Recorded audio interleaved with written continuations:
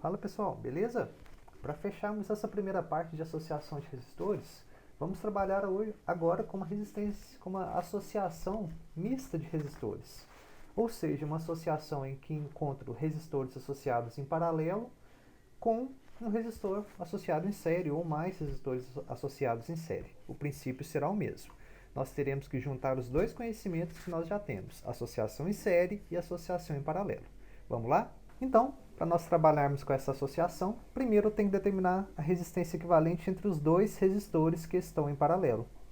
Então fica 1 sobre a resistência equivalente, 1 sobre 10, mais 1 sobre 10, que eu vou obter 2 sobre 10, descobrindo que a resistência equivalente entre os dois resistores em paralelo nada mais é do que 5 ohms.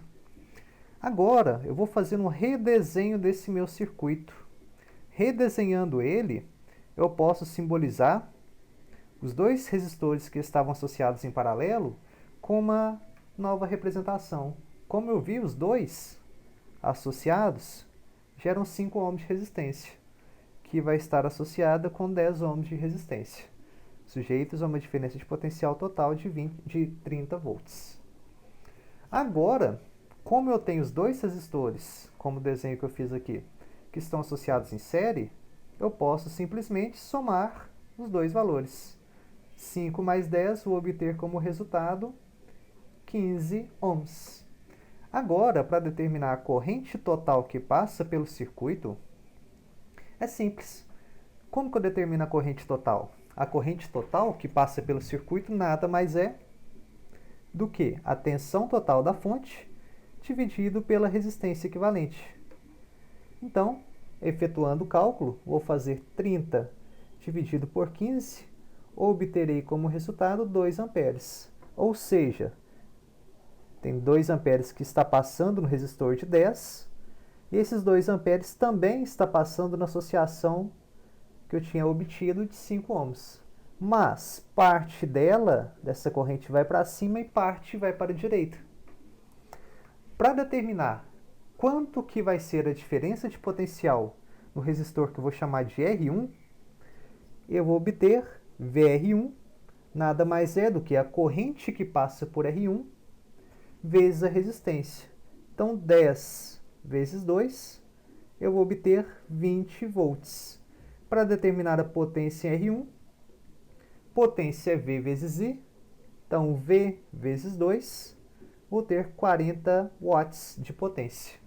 Para determinar a resistência, para determinar a diferença de potencial que passa em R2, é simples também.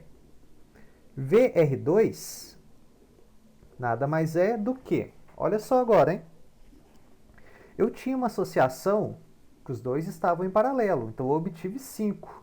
Então, qual que vai ser a resistência que eu vou utilizar? Vou utilizar 5 vezes 2. Por quê? Porque nessa associação aqui, eu tinha que no 5 está passando 2 amperes também. Então, eu vou obter 10 volts. Se eu observar, somando 20 com 10, é os mesmos 30 da fonte. Então, está condizente o meu resultado. A diferença de potencial de R3 é a mesma coisa. É 10 volts. Por que é 10? Porque como estão associados em paralelo, a diferença de potencial é a mesma para os dois. Com esta diferença de potencial, eu consigo determinar qual que vai ser a corrente que vai estar passando por R2 e qual será a corrente que vai estar passando por R3. Como nós podemos observar, os dois valores, as duas resistências, são iguais. Se as duas resistências são iguais, é fácil da gente notar que a soma das correntes vai dar os dois. Então, para determinar a corrente que vai passar por R2, eu posso falar que é a mesma que passa por R3, que nada mais é do que V sobre R. Então, 10 dividido por 10, que eu vou obter 1 ampere. Com isso, eu consigo determinar a potência de R2 também é igual à potência de R3. Então, potência é V vezes I, 10 vezes 1. Cada um, então, vai estar dissipando uma potência de 10 watts. Agora, observa só. Olha ver se está condizente esse valor. Eu encontrei como corrente aqui 1 ampere e 1 ampere aqui. Se eu somar 1 ampere mais 1 ampere, eu obtenho justamente os 2 amperes que eu tinha quando chegou aqui no nó e dividiu para os dois pontos.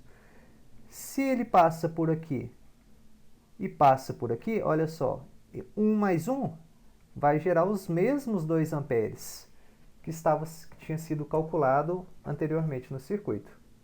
Então, pessoal, associação mista não é difícil.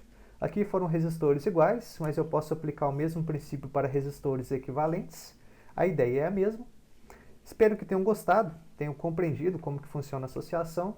Qualquer dúvida, estamos aí. Um abraço e bons estudos, pessoal. Valeu!